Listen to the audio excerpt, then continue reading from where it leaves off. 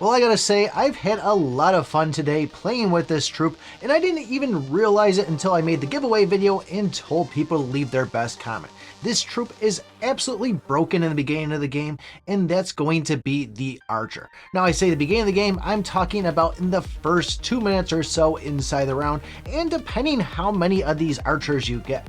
Now, the Archer will have an attack animation of half a second, and that's when it's just a single Archer, but once you get them fused, it seems to be a little bit quicker. I think I had like 27 out of 60 frames, so still pretty close to the 30 out of 60 frames, but just a tiny little bit quicker. Now, when I'm talking about the comment that was posted inside the giveaway video is the multiple Archers you have will cut down the amount of hits that are needed for the volley. And this is going to be the kind of splash damage we see inside the game, and this is absolutely wrecking when you have a ton of Archers.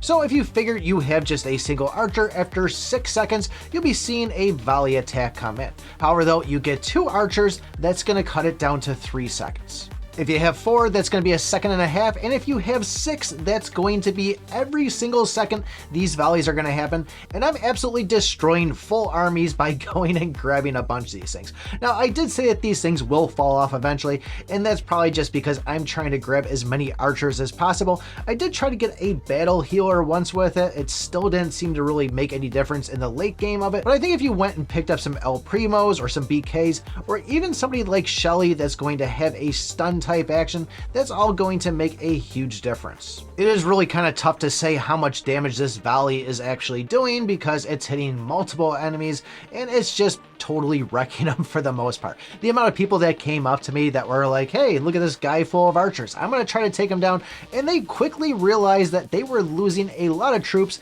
and before you know it, it was too late for them. After playing a bunch of games with this, I'd probably say it's probably good to have 1 fused one and 2 solo ones. However, though, those unfused ones might get wrecked a little bit easy, so it might not be a bad idea to grab a battle healer, but don't anticipate that if you go and just get a whole bunch of Archers and a battle healer, that's going to be enough. We still need that other front line.